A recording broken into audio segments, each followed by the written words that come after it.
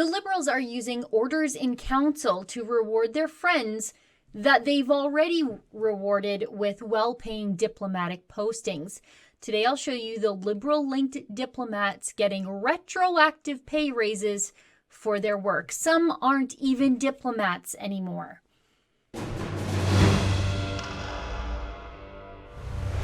I like to watch the orders in council. Now, orders in council are brought forward by cabinet, so the government, and in this case, the Liberals. And then orders in council are approved by the Governor General. Often the government uses orders in council for expediency on smaller procedural matters and appointments to boards or diplomatic postings. However, according to the Canadian Encyclopedia, about a third of all orders in council are legislative, forming part of the law and enforceable by the courts without ever having to be debated in the House of Commons. Orders in council are sometimes used or abused, one might argue, as a back channel for the government agenda and to reward friends of the government without the usual scrutiny. And today is one of those times. The Liberal cabinet has recently used an order in council to approve retroactive pay raises for a huge swath of diplomatic personnel, many of whom have strong ties to the Liberal Party. I have the order in council from Christmas Eve approving the pay raises. I'm guessing the Liberals thought that the news of these raises would get lost in the news dead zone of Christmas to New Year's, and you know what? The Liberals were not wrong. Let's look at these pay raises together.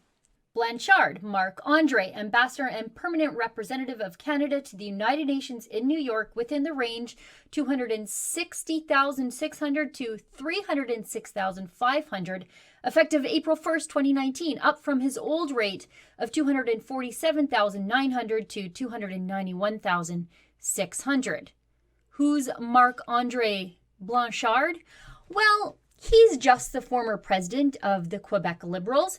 He was named to his diplomatic position as the permanent representative to the United Nations back in January 2016.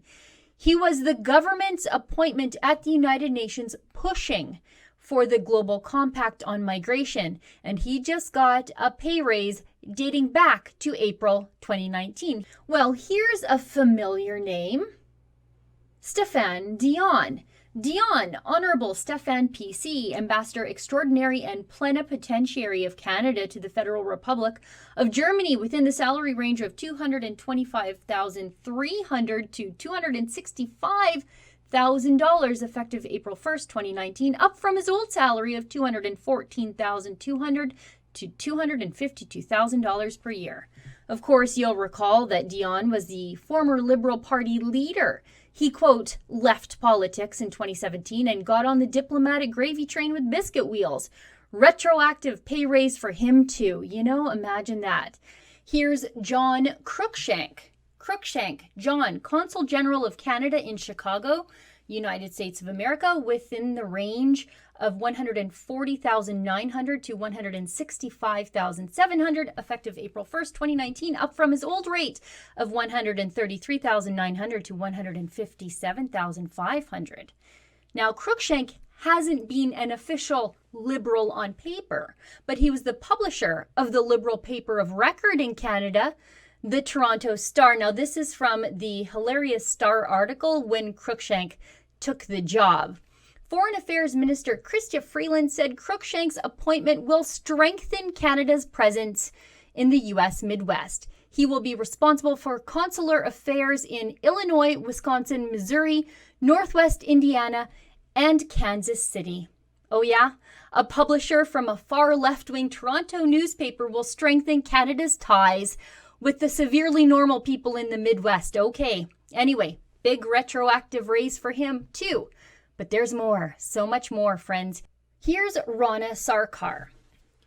Sarkar, Rana, Consul General of Canada in San Francisco, within the range of $232,700 to $273,700, effective April 1st, 2019, up from his old overinflated salary of $221,300 to $260,300 per year.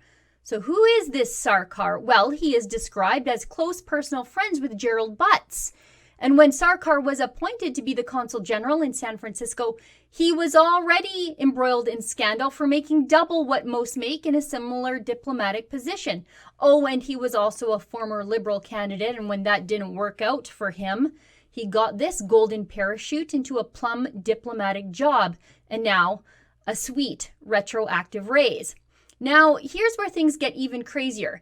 Even more liberal and cronyist, if you can even imagine that, because liberal-linked diplomats who no longer are diplomats are also getting retroactive raises in one instance, back to the date the diplomat resigned to lead a liberal party. Let's start with Isabelle Hudon. Hudon, Isabelle, Ambassador Extraordinary and Plenipotentiary of Canada to the French Republic with the range of $260,600 to $306,500, effective April 1st, 2019, up from her old salary of $247,900 to $291,600 per year. Hudon is getting a retroactive raise. However, Hudon is no longer a diplomat. She left that position in October to join Justin Trudeau's transition team in his new minority government. Hudon is officially working for Justin Trudeau. However, she's now getting a retroactive pay for a job she doesn't do anymore as a diplomat. And her back pay was awarded by her new political boss 2 months after she joined his office. That's real cute, don't you think? But there is still more, unbelievably so. Here's David McNaughton.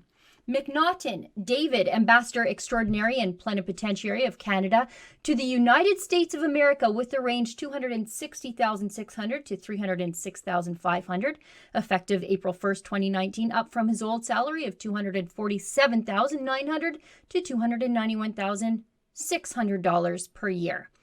McNaughton is the former co-chair of the Liberal 2015 campaign. He helped the Liberals win government, then got a diplomatic position helping Chrystia Freeland sob her way through NAFTA renegotiations.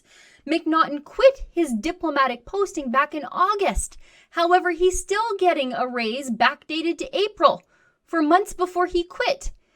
And lastly, we have Kevin Vickers. Vickers, Kevin, former Ambassador Extraordinary and Plenipotentiary of Canada to the Republic of Ireland, within the range of $180,000 to $210,700, commencing on April 1st, 2018, and ending on March 1st, 2019, up from $169,400 to $198,200 per year. Now, before I go on, I fully acknowledge Kevin Vickers is a very brave man who was the sergeant-at-arms credited with stopping the terrorist attack on Parliament Hill.